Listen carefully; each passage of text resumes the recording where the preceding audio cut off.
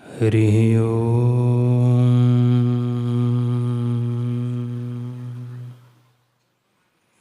हरिः ओम्।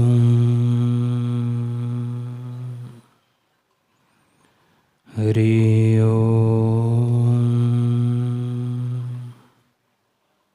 ओम श्री सद्गुरु परमात्मने नमः। श्री योग वशिष्ठ महारामायण। राम जी ने पूछा, हे भगवान, चिदाकाश कैसा है जिसे तुम परब्रह्म कहते हो, और उसका रूप क्या है? तुम्हारे अमृत रूपी वचनों को पान करता मैं तृप्त नहीं होता, इससे कृपा करके कहिए। वशिष्ठ जी बोले, हे राम जी, जैसे एक माता के गर्भ से दो जुड़वा पुत्र उत्पन्न होते हैं और उनका एक सा आकार होता है, पर जगत के व्यवहार के लिए उनका नाम भिन्न भिन्न होता है और भेद कुछ नहीं। और जैसे दो पात्रों में जल रखिए तो जल एक ही है, पर पात्रों के नाम भिन्न भिन्न होते हैं, वैसे ही स्वप्न और जागृत दो नाम है, परंतु है एक ही से। किंतु आत्मा में दोनों ही कल्पित है। जिसमें दोनों कल्पित है वह चिदाकाश है। वृत्ति जो फुरती है और देश देशांतर को जाती है, उसके मध्य में जो ज्ञान रूप संबित है, जिसके आश्रय से वृत्ति फुरती है, वह चिदाकाश संबित है। वृक्ष जो रस को खींचकर ऊपर को जाते हैं, सो उसी के आश्रय से जाते हैं। ऐसी जो सत्ता है वह चिदाकाश रूप है। हे राम जी, जैसे सब वृक्ष फूल फल टास आदि सहित रस के आश्रय से उगते बढ़ते हैं, वैसे ही यह सब जगत चिदाकाश के आश्रय से फुरता है और उसी के आश्रय से वृत्ति फुरती है। वही सत्ता चिदाकाश है, जिसकी इच्छा सब निवृत्त हो गई है और राग द्वेष रूपी मल से हीन जो शरत काल के आकाश सम निर्मल हो गया है, उसके शुद्ध संबित है, उसको चिदाकाश जानो। हे राम जी, जगत का जब अंत हुआ पर जड़ता नहीं आई, उस मध्य काल में जो अद्वैत सत्ता है वह चिदाकाश है। बेल फूल फल गुच्छे और वृक्ष जिसके आश्रय से बढ़ते हैं वह चिदाकाश है। रूप अवलोक मनस्कार इन तीनों का जहाँ अभाव है, ऐसे शुद्ध संबित ही चिदाकाश है। पृथ्वी पर्वत और नदी आदि सबका जो आश्रय है वह चिदाकाश है। दृष्टा दृश्य दर्शन ये तीनों जिससे उपजे हैं और फिर जिसमें लीन होते हैं, वह अधिष्ठान सत्ता ही चिदाकाश है। जिससे सब उपजते हैं, जो यह सब है और जिसमें सब है, ऐसा सर्वात्मा चिदाकाश है। अर्धरात्रि को उठने पर इंद्रियों की चपलता का विशेष से अभाव होता है, उस काल में जो शांत सत्ता होती है वह चिदाकाश है। हे राम जी, जिस संबित में स्वप्न की सृष्टि जगती है और फिर जागृत भासती है और दोनों के करने वाले में सोता है, वह चिदाकाश है। जैसा फुरना होता है वैसा ही जगत में भासित होता है। वही दृष्टा दर्शन दृश्य होकर भासता है, दूसरा कुछ नहीं। आत्मरूपी सूत्र में असत्य सत्य जगत रूपी मणि पिरोए हुए हैं। जिसके आश्रय से इनका फुरना होता है वह चिदाकाश है। हे राम जी, जिसके आश्रय से एक निमेष में जगत उपजता है और उन्मेष में लीन हो जाता है, ऐसी जो अधिष्ठान सत्ता है उसको चिदाकाश जानो। यह सब जगत मिथ्या है और भ्रांति से भासता है। जैसे मरुस्थल की नदी भासती है, इससे जो रहित है और जिसमें संकल्प विकल्प का क्षोभ नहीं और सदा अपने आप में स्थित और दुख से रहित निर्विकल्प सत्ता है, वही चिदाकाश है। हे राम जी, नेति नेति के पीछे जो अनाद पद शेष रहता है, उसको तुम चिदाकाश जानो। शुद्ध चैतन्य आत्मसत्ता सबका अपना और अनुभव रूप होकर प्रकाशित है।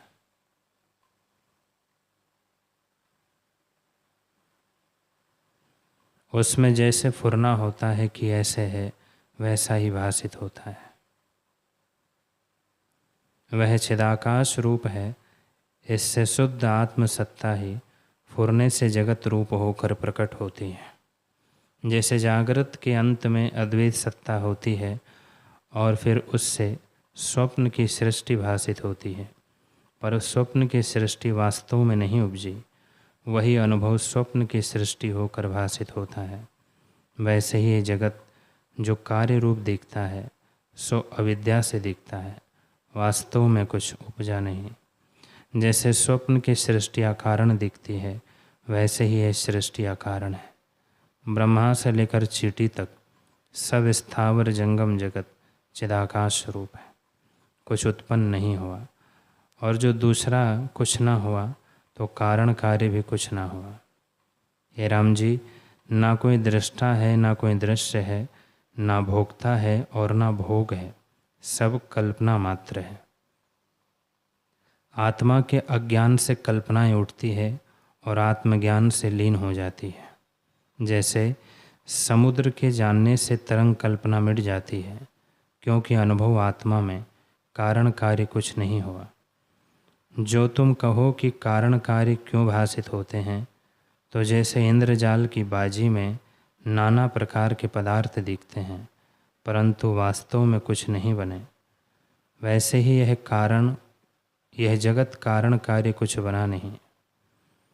जैसे स्वप्न में अपना अनुभव ही नगर रूप होकर दिखता है, वैसे ही यह जगत दिखता है। हे राम जी, आत्मसत्ता ही फुरने से जगत की नाई भासती है।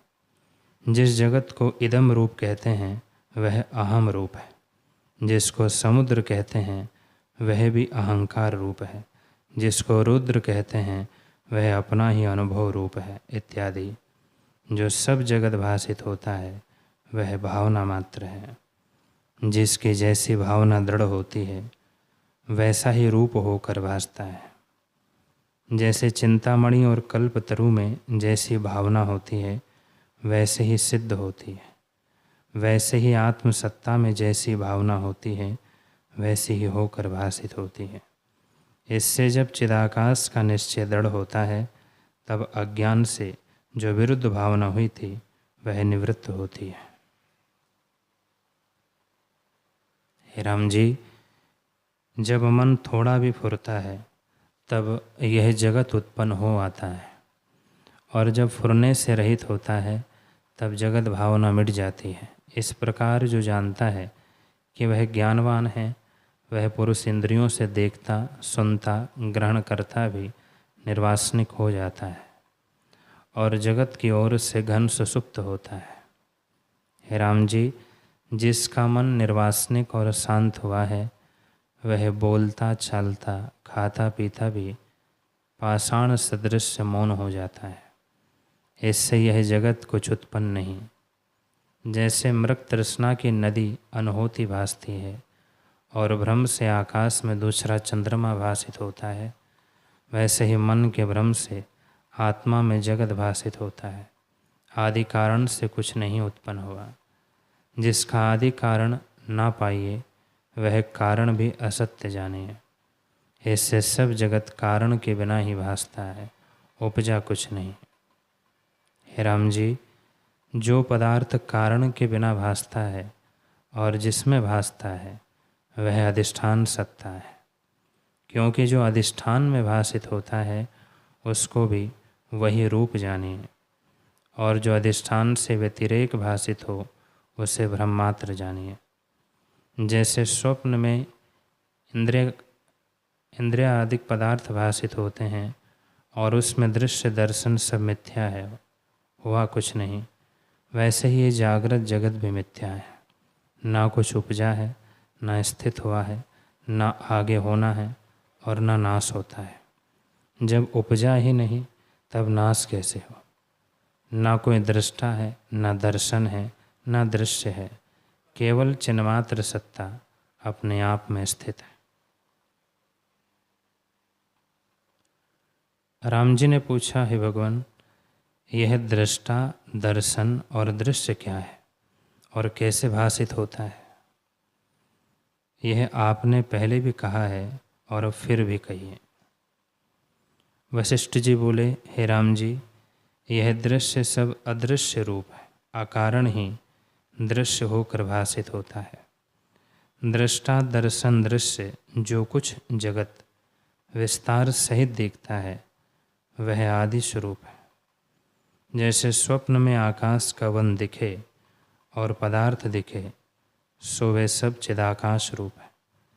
वैसे ही जगत भी चिन्मात्र रूप है, कारण कार्य भाव कहीं नहीं। जैसे वायु स्पंदन रूप होती है तब प्रतीत होती है और निस्पंद होने पर नहीं प्रतीत होती, वैसे ही आत्मा में जब चित्त फुरता है तब आत्मसत्ता जगत रूप होकर भासती है। सो वही आत्मसत्ता भाव में अभाव रूप है।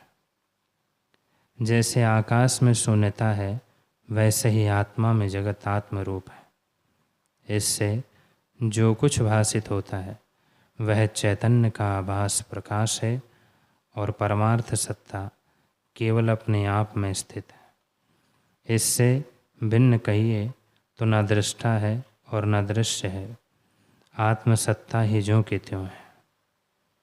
राम जी ने पूछा, हे ब्राह्मण, ब्रह्म के ज्ञाता, जो इसी प्रकार है तो कारण कार्य का भेद कैसे होता है, दिखता है? कारण कार्य का भाव कैसे होता दिखता है?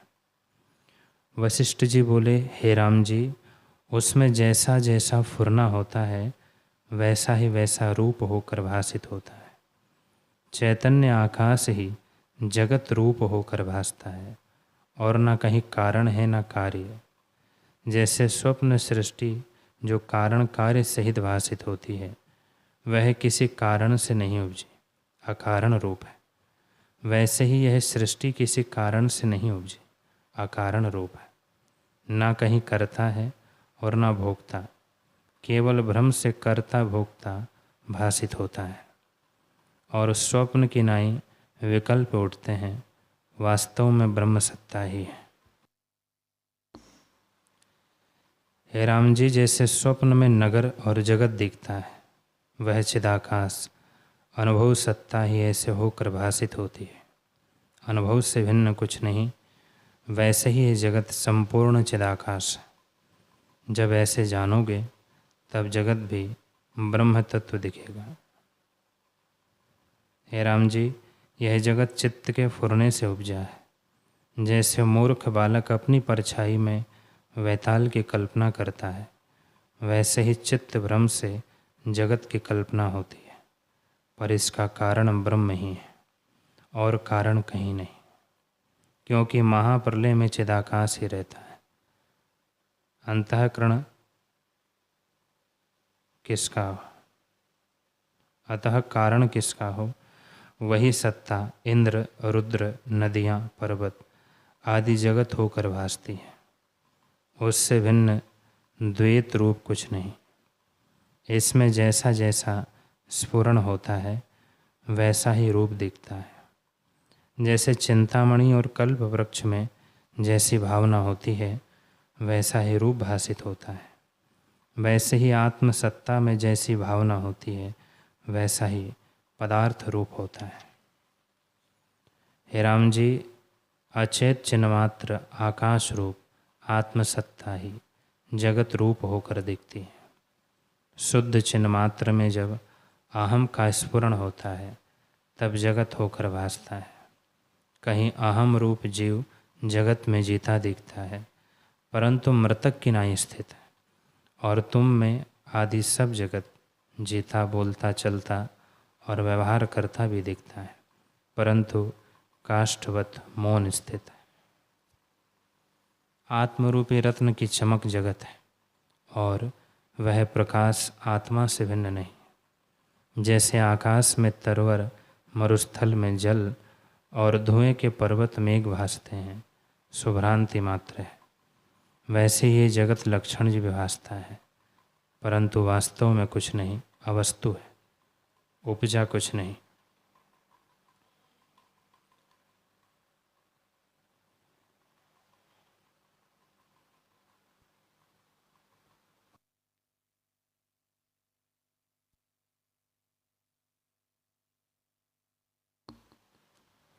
हरि ओम।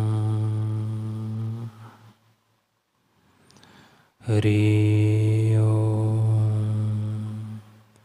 ओम पूर्णमदः पूर्णमिदं पूर्णात् पूर्णमुदच्यते पूर्णस्य पूर्णमादाय पूर्णमेवावशिष्यते। ओम शांति शांति शांति। श्री सद्गुरुदेव भगवान की जय।